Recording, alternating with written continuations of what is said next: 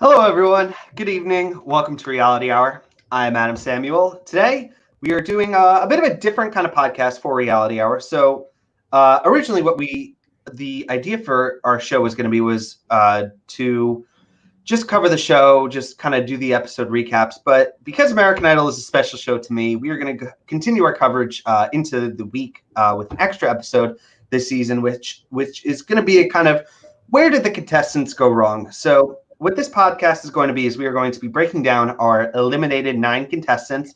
We will go through their runs, some a little bit more in depth than others.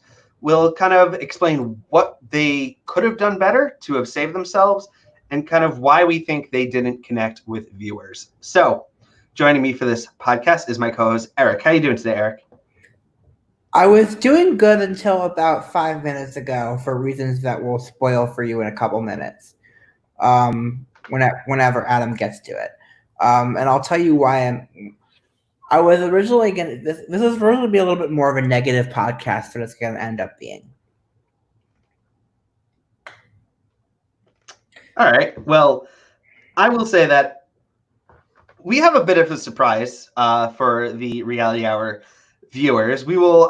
People are kind of just starting to trickle in, so maybe we will save it for a couple of minutes. We are actually going to start with that contestant, but now that I'm thinking we should wait for maybe some people to kind of trickle in a little bit more. You want to skip ahead to who we were going to talk about second, Eric? Sure. Let's move said contestant to the middle. All right. So, like I said, this podcast is going to be going through some of the contestants' run on American Idol, talking about their strengths, their weaknesses, what happened, what went wrong. So the first contestant we're going to talk about is Kimmy. So Kimmy was a pretty prominently featured contestant on American Idol this season. I don't think she's a contestant who really had many stumbles. Eric, correct me if I'm wrong. Her run on the show was consistently pretty positively shown. Am I correct? Yes. All right. And we saw her audition. Like I said, she was pretty consistently she did a good job. The problem here's what I think happened with Kimmy personally. I think she is one of those cases that I think got lost in the shuffle. I think there were other names here that were just more overshadowing her. But as Outplay Panda kind of mentions in the chat, her last performance was the best. And I think it was the best both because it was vocally good, but also just because of the fact that it was featured at the top of the episode that everyone was kind of holding their breath for. You know what I mean? Like when that was kind of going on, we were all kind of holding our breath to see what was going to happen with this new format. And I think because she delivered solidly, maybe that was a bit more able to leave an impact. Honestly, I thought she had a chance of making it through after her performance because of how many people watched it, just out of curiosity of whether or not the format sucked. And the format didn't suck. Unfortunately, the problem was I was so focused on whether or not they were going to cut to the judges or do something stupid like that I wasn't really paying attention to her vocal, and maybe that could have been the issue. I don't know. The thing is, for me, that Kimmy was always good, but I hate to say this, she's someone who I don't think can just get by on being good. She's someone who needs a stellar performance to kind of break out of that shell. Like I will say, I'm a little bit surprised now that her run has ended, that she ended where she did. I am with Michelle Suzette, who I thought Kimmy was probably a better vocalist than Michelle, and Michelle Absolutely. made it absolutely better than her. And was it just one round? When did Michelle get sent home that season? She got sent home Disney Week. I remember that much. So was that top 14 or was that top 10? Top 10. Yeah. It's crazy because, like I said, I truly believe that I think Kimmy is a better vocalist, but with the problem is it just couldn't connect. Do you think she could have done anything different to maybe have saved her? I mean, for all the women, I can say the same thing, which is something that Michael Slezak once infamously said, which is that if they grew a penis, then maybe they'd have a better chance. But that's not going to happen for most of them. Yeah, it is a shame because I feel like there was still some like steam in I this totally engine. just said that, by the way, and I'm embarrassed that I said it, but I did because it's Yeah, true. but like I said, I'm a little disappointed that we didn't get to see more of Kimmy this season. Which is actually no, we saw a lot of Kimmy. It's just that it was never. She was just kind of treading that line of a consistent B the entire time we saw her. There I were gave her a very couple B few. pluses, A minuses. Actually, I don't think I thought she was one of the better vocalists this season. She's one of the ones that was a little bit more sad to lose. So Hmm. I think Uh, after her it, first audition, I tweeted Rust reaction, but she might have been my favorite after that, but didn't last. yeah. The thing is with Kimmy was we saw her kind of. I don't have that much honestly to say. It's Kimmy is, I will say, of all the contestants that we're going to talk about, I think she's the contestant that I have like the least amount of notes on, that I think kind of. I wrote one word for her, which is America. Which is a shame because she is good. Like, I don't think she's like terrible. I think she's genuinely like a good vocalist. It's just the problem is that we never really got to. I feel like we only knew her from kind of a peripheral angle. She was never given like the same treatment that we got for Arthur Gunn, that we got for some of these other big names. She was just kind of built to be a fodder contestant, and at best, here's what I'll say: had she made it through, I think she would have always been at the bottom. I don't think she I don't know if she could give something that would have been as big as maybe we needed on this, to kind of push herself into the next step. I think it's just Gil says you said it wrong. It's Murica, like with an apostrophe and a U instead of a, Eric. I know. All right. Well, that's kind of all I have to say about Kimmy. In summation, as we're going to kind of do these discussions on the contestants, we will kind of give an overview of their run, and then kind of give a summation, kind of a final send off, a final kind of opinion on the run that we saw. So Kimmy, sweet girl, good vocalist. The problem with American Idol is she needed to be better, and even though she was good, it wasn't enough. Yep. All right. Well, I guess we should move on now. Should we wait? Should we wait? What should we talk? One more contestant? I think we're good now. We have five, and this is gonna be saved afterwards. So if they missed it, we'll tell them at the end to go back. All right. Well, let's talk about Franklin Boone. Franklin is a music teacher. He teaches, I think it was the School of Rock, he said he was. So I, just before we went live, kind of went through all his performances. But before we can kind of get into his run, we do actually have a bit of a surprise for Reality Hour viewers. So this was kind of an idea I had randomly throughout the day. Someone actually sent me a link to a website called Cameo. If you're in the chat, and you might be able to see where this is going. So I'll be honest. Just a couple hours ago, I was like, I think maybe this might be something fun to submit for maybe a podcast view. So I went through the stuff. I requested one from Franklin, and about an hour after I submitted it, I got a reply. And so, Eric, I'm going to pass this over to you. Let's see.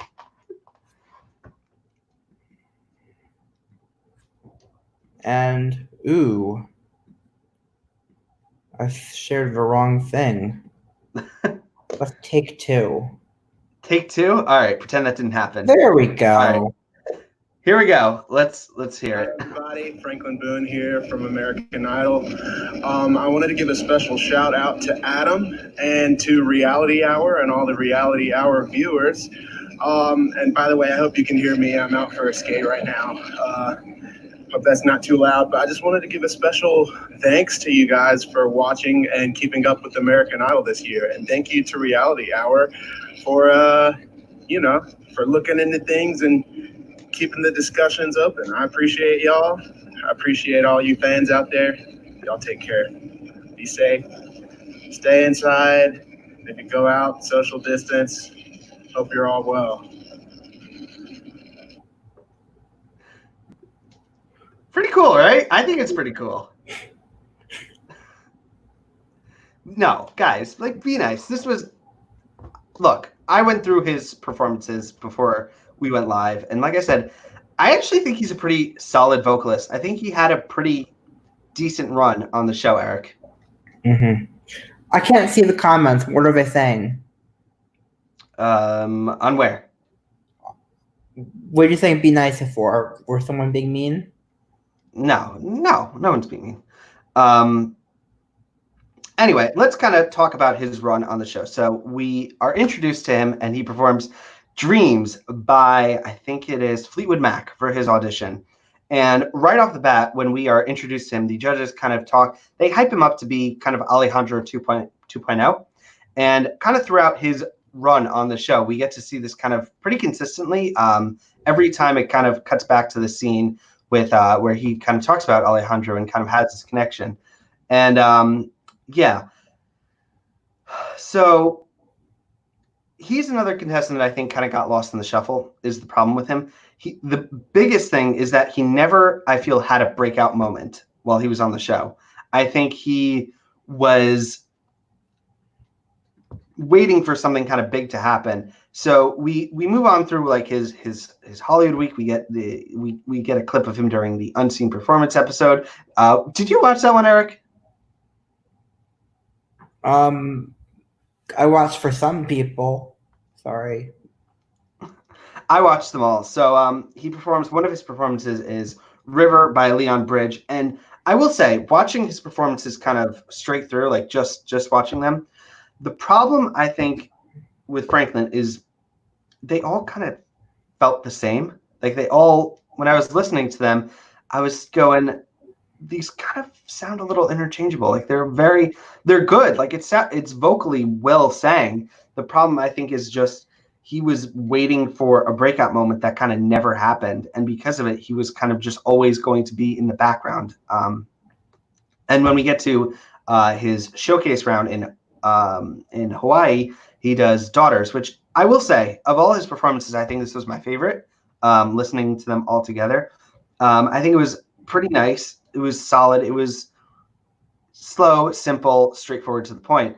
And then when we get him again for his live show, he does Everybody Wants to Rule the World. And yeah, this was the problem. I think it just never moved up. The needle kind of stayed where it was, Eric. Mm-hmm. Yes. But yeah, other than that, my in summation for Franklin is he never had a breakout moment to kind of really push him to the front of the pack. And I think it was also a real lack of versatility. Yeah, pretty much. All right. Who are we talking about next? Let's just go to Olivia. All right. So Olivia, we meet Olivia. She comes in with her old dance team. It's kind of the big focus of her audition, and then it kind of moves into her performing Language by Tori Kelly. So vocally, I thought throughout Olivia's run on the show, I thought she was solid. She was more hyped up as an opener contestant, which is maybe fine in the real world, but on American Idol, opener contestants are very, Eric. Yeah, but I'm going to pass this over to you. What did you kind of make of Olivia and her run on the show? I think the problem for her is that she had a couple of great performances, but nothing that really made her stand out. And by the time she did pick something that I thought stood out, which was her last performance of Bad Guy, I thought it was too little too late. Yeah, I'm going to kind of agree with that. I think, like I said, they never really showcased her. Like when we get American Idol contestants that are like, what is the making of the chosen one contestants on these shows? And I think it really comes down to kind of like an emotional story. It doesn't have to be something tragic, just kind of something really emotional, something kind of that lets us know the depth of the contestant. I feel like we never got that with Olivia, and I think that's the biggest problem here. She was always kind of that contestant that was always doing the fun kind of upbeat kind of performances, like with her Hawaii performance. We get Proud Mary, which I thought was strong, but like I said, it just continued the trend of being that kind of opening act. And American Idol doesn't just need an opening act; it needs someone who can kind of do all the other things. I mean, with her audition, she got to show that. But at least as far as I could see, from what I watched, I don't think we really. The problem is we just never really knew her. Like she was just kind of a name that was there and then not. But her final performance of Bad Guy, I thought was the first time I was like, ooh, this is actually there might be something here, Eric. She got votes from me after that performance, so I'm sad that we lost her.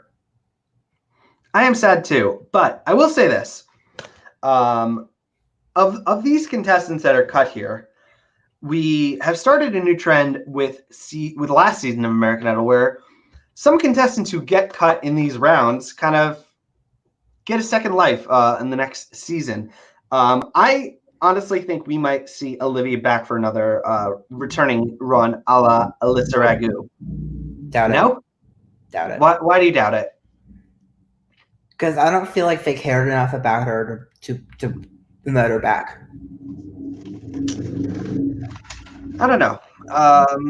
Based on the treatment we saw and based on how little we saw her, I really think she was just a fodder contestant that they didn't care about one way or the other, which is sad. But all right, well, that's kind of what I got to say about Olivia. Like I said, in summation, never highlighted enough to kind of get that kind of bond with the contestants, and as a result, it suffered. Mm-hmm. Well, who's next, Eric? We're talking. Who are we talking about? Elena Jester, I guess. Isn't it Aliana? Like, no, I don't know. I love what you're doing now. You're putting me on. You're making me say the names this time so that you don't have to screw them up. You know, it's gotta be. We gotta cameo from the one contestant I was going to be the most negative about, and so I can't say anything negative this episode. Well, Gil agrees with you because Katy Perry didn't champion her like she did for Alyssa.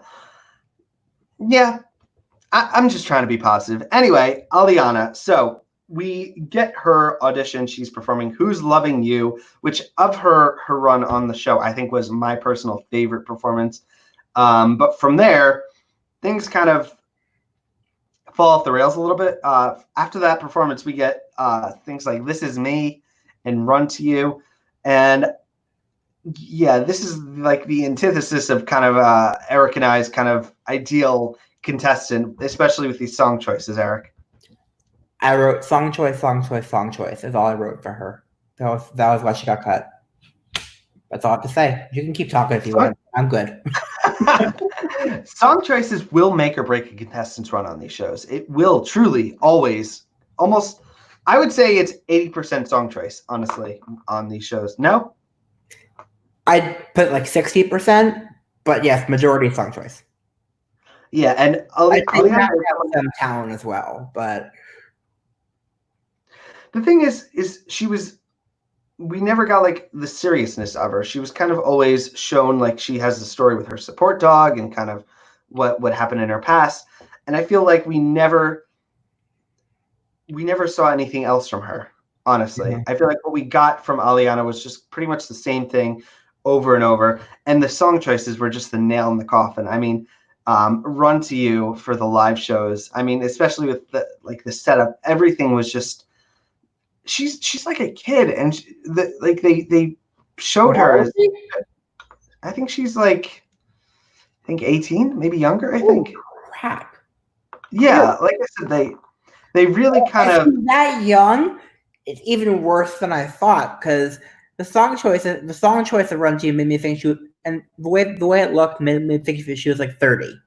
So there you go, right there. Which is a shame because she seems like a sweet girl. I think, like I said, I always think Aliana would have been at the bottom of it. If she had been on any season, I think she would have always been towards the bottom in a ranking. And it's strictly because there's no identity to it. There's no identity to the run. There's no kind of versatility. We're just kind of, if she had made it through, I feel like we just would have gotten the same thing. I don't think there's anywhere different kind of to turn here. Mm-hmm. But yeah, that's kind of my thoughts on Aliana. Any other words to share on her, Eric? Nope. All right. I Well, want to jump around the order a little bit, if that's okay. all right. Go ahead. I want to go to the other one where I just have song choice written down for each time, which is Dwayne Crocker Jr.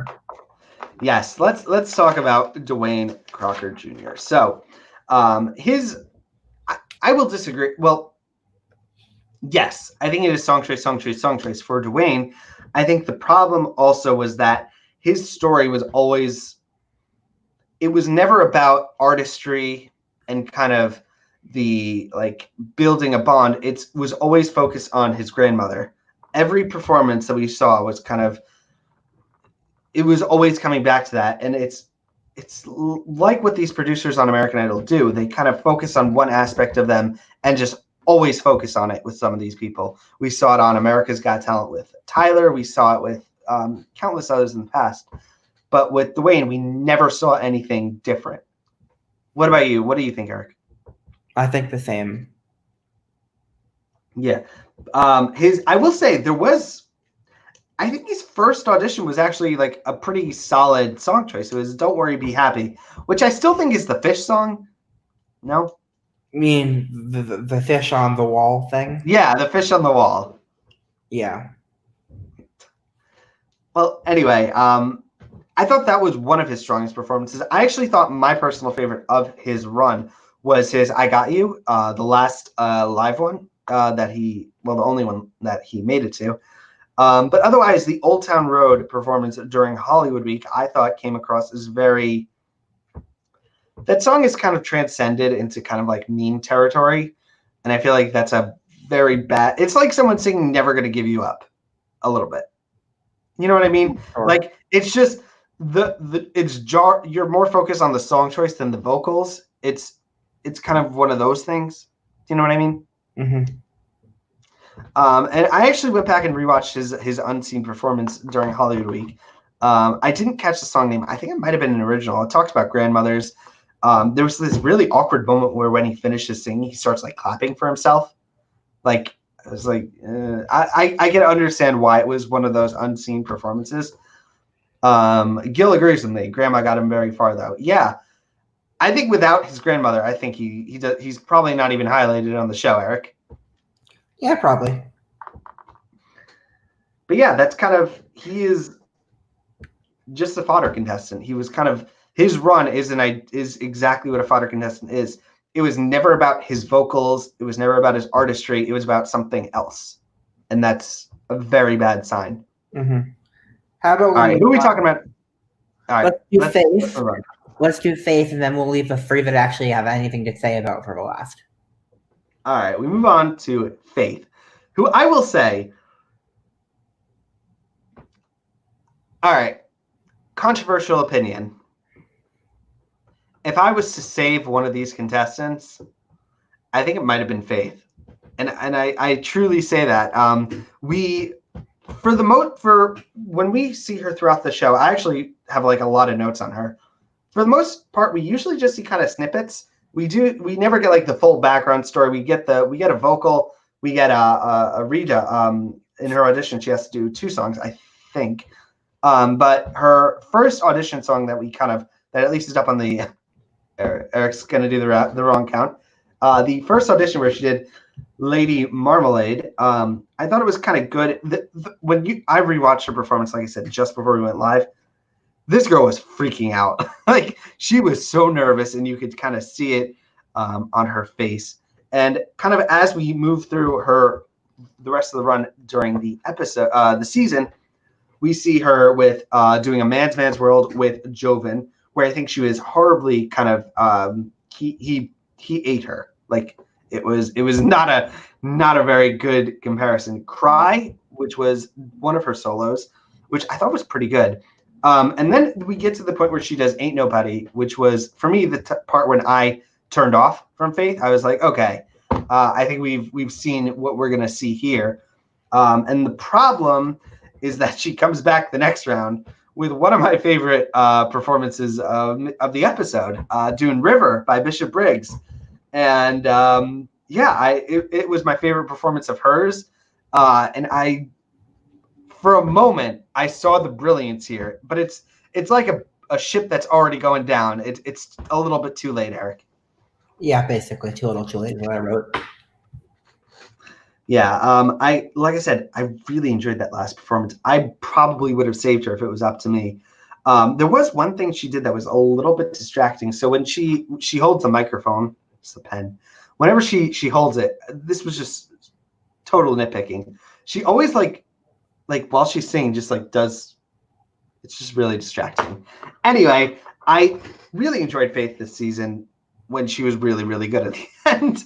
Otherwise, in summation, why she lost, she just was not shown enough. And when she was shown, she was either being outsang by Joven or picking songs that were very, very outdated. I mean, if you look at the song list, Lady Marmalade, Man's World, Cry, Ain't Nobody, until you get to River, her songs are very, very skewing towards the older. And we never got those contestants that are going to kind of do that.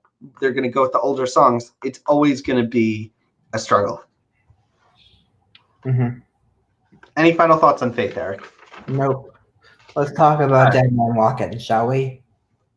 Let's talk about Nick. So right off the bat, when you watch his audition for like start from the beginning and watch it back, from like the first 5 seconds, I was like, oh, I can see exactly what they were going with, because whenever a contestant auditions on American Idol, they always have like these awkward segments that they make the contestants do. Like they're like, hey, stand in front of this and just start dancing, and we're gonna put music over it. And you could, when I'm watching it with him, they didn't play the music, so it just looks like a guy just like randomly like just going like this. And he even says, he's like, there's going to be music while I'm dancing. And I was like, oh man, like they're going to do you so dirty. And yeah, he was built. Someone on production really didn't like this kid. And you could tell right away. And so we saw him last season. He performed in the audition. He made it to Hollywood Week. He did not go to Hollywood Week. He dropped out. Apparently there was some discussion with record deal, Eric? Evidently. Yes. But vocally, I thought he had good moments. I thought there were moments that were actually really strong. His audition was You Say by Lauren Daigle, and I thought it was really, really strong. It was, I wouldn't say my favorite. I was going to put it between You Say and Hey There Delilah for my favorite performances of his. But you know what? I would actually maybe go with You Say, which is funny because it's the performance where Lionel Richie just straight up says he doesn't like it. He was on my draft, Eric. I have to kind of, you know. What did you think about Nick? I thought at best he gave a B- with his best performance, whichever one that was. The thing was, he was okay, but he wasn't good enough to overcome the dump truck of bad vibes they poured on him from the production. So here's what I will say. Nick is a story of the wonders of editing on American Idol. Yes. Because here's what I believe. I believe he was portrayed to be what he was. But I think as easily as he was portrayed that way, they could have, with just some editing tricks, I think he is the hero of the season. I think they could. It all. I wouldn't go that far. No, but you know what I'm saying. Like they could. No, I think had they edited him differently, if they wanted to, they could have made him a hero. They could have done that with any contestant if they really wanted to. The problem is that with the Lionel interaction, they had to cut it out or make Lionel a villain. That's the only two options, and they weren't going to do that. Well, anyway, so we go through Hollywood Week, and he has his group performance with Jimmy Levi, I don't remember, performing Somebody You Loved. They were in the group Miami Boys, and this is, I do kind of agree with Eric. There were the moments when we kind of saw him. I don't think he really rose above a B-, and this was kind of one of those. And then we move on to Hawaii Week when he does When I Was Your Man by Bruno Mars. And the problem is it comes back. If the one word to put next to Nick is editing. That's it. That's really what I could say. His live show, Hey There Delilah, it was all right. It was okay. Anyway, I did find it cool that we got a shout out to the American Idol experience on which we never got. Like that closed down like in, I don't know, like 5 Where years. did we get that from? What? When did we get that? Nick, he I think it was during his When I Was Your Man performance. We see him during he was on the American Idol experience in Disney, which was closed I down. remember that. Yeah, I remember that too. And yeah, so in summation of Nick's run on American Idol, BB minus vocalist, wonders of editing tore him down.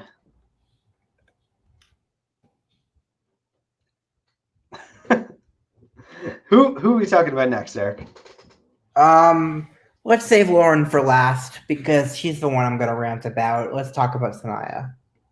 All right, so Sanaya, who I will say, I think was one of the best vocalists, if not the best vocalist of the season. I know Eric will say Michaela. I will say Sanaya is definitely, if not first, then tied for definitely in the top 3 vocalists this season, unquestionably. Yeah, we meet her. She talks about how she had a viral moment with the video that was filmed. No, and her audition. Right? That was Lauren. No, it was both. I just watched. They both had it. I was going to talk about Lauren because they both had the viral video moment. Oh, never mind then. But she Eric performed. What? Eric is wrong. She performs for her audition "You Are the Reason," which is a song I absolutely love, and I thought this was kind of the beginning of what,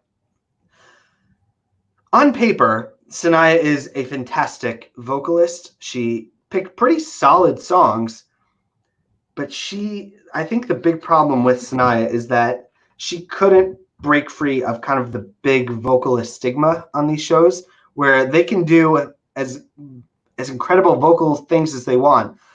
If you cannot form that connection with the audience, I think you are just headed for doom. Agreed. Yeah, and we're going into her holiday week. We get All I Ask. Like I said, another good song choice. We get The Prayer, which is a duet with Michaela. They're called, what was it? They're called Diva Show, I think. Whatever. It was fantastic. Yeah, I thought it was maybe one of the highlights of holiday week as a whole. Absolutely was. And I thought vocally, like, I will say, like, Sanaya was always a vocal powerhouse. Then we get Lady Marmalade in Hawaii, another really strong vocalist, vocal performance, and then Warrior as her final solo. The thing is with Sanaya, and this is what pains me the most to say, is I don't think she did anything wrong. Like, she did like what I felt she needed to do. Her vocals were solid. The problem, if any, that I could say is that she's just couldn't build a connection with the audience somehow. Where do you think Sanaya went wrong, Eric? I think she only did ballads. No, she did Lady Marmalade, which was up-tempo. Sorta. Okay, so she mostly did ballads. Well, out of the 5 performances, I think one was not a ballad. Okay. But yeah, it's the ballad singers don't do well on Idol for some reason. It's just not. I don't even know, like, Sanaya is such like a head scratcher case for me because, like I said, on paper she should be fine. It's just for some reason it's America's fault. Like I came away from her from her performance thinking, like, I know she was solid and stellar, but I didn't remember her, which was weird. Oh, I remember her. Like I remembered her like a little bit, but she was never, even though she sang splendidly, there was no, for some reason I didn't connect with her. There was just very, was it that she didn't get enough story? Like, what was? That could be some of it, yeah. I don't know. But yeah, that's kind of what I have to say about Sanaya. In summation, powerhouse vocalist. I don't even know where she went wrong, honestly, because I don't. I think America went wrong on cutting her.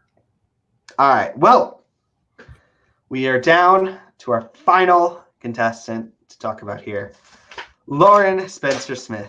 Eric, what'd you make of Lauren this season? I make of her as that she was the best contestant this season. She didn't get any screen time compared to the people who are far more mediocre than she is. And so therefore she got cut. Is that it? I mean, pretty much.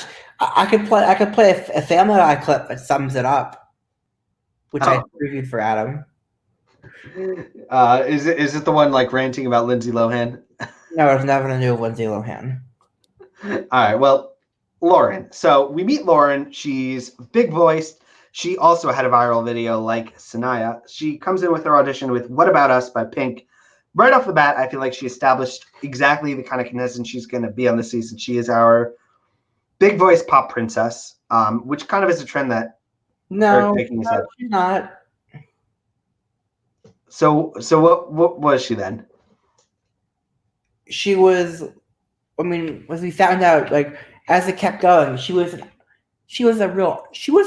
calling her a pop princess kind of downplays how good her voice is, and how much texture and tone she has. I think her performance of Respect at the Hawaii showcase was my favorite performance of season 18, hands down. Mm-hmm. Yeah. And I'd love to disagree, but knowing that's not going to happen.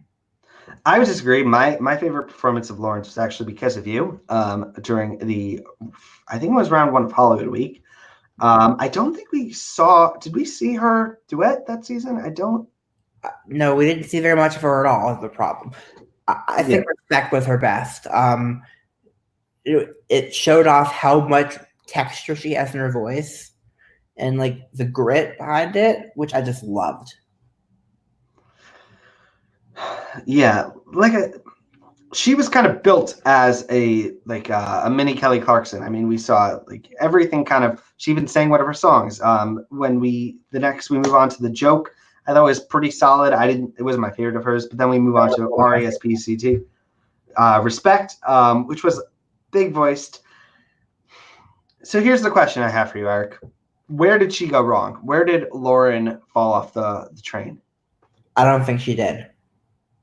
And judging by the MJ's comments, polls, I think 37% of the commenters there agree with me that she didn't do anything wrong.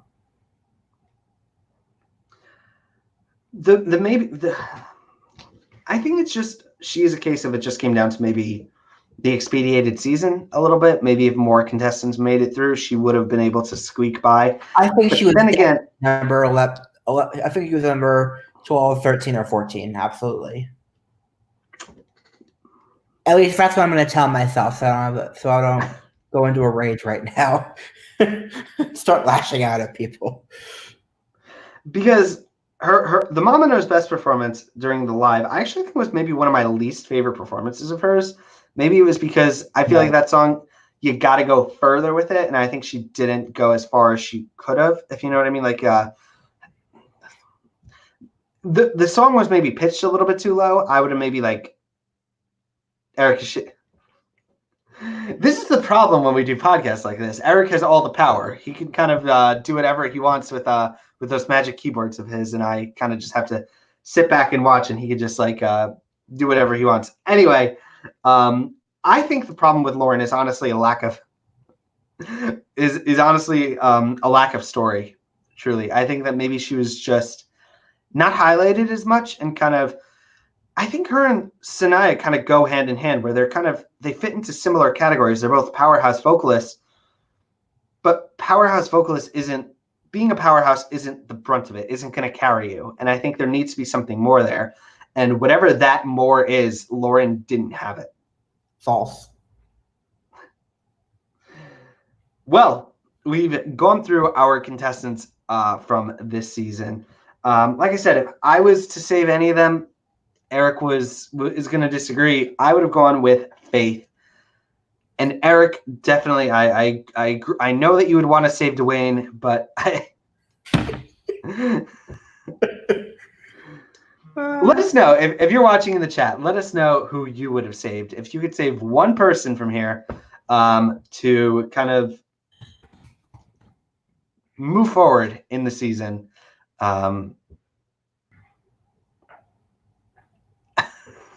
The chat, Reality Hour says, I'd have saved Lauren. Very good. And you know what? Hold on.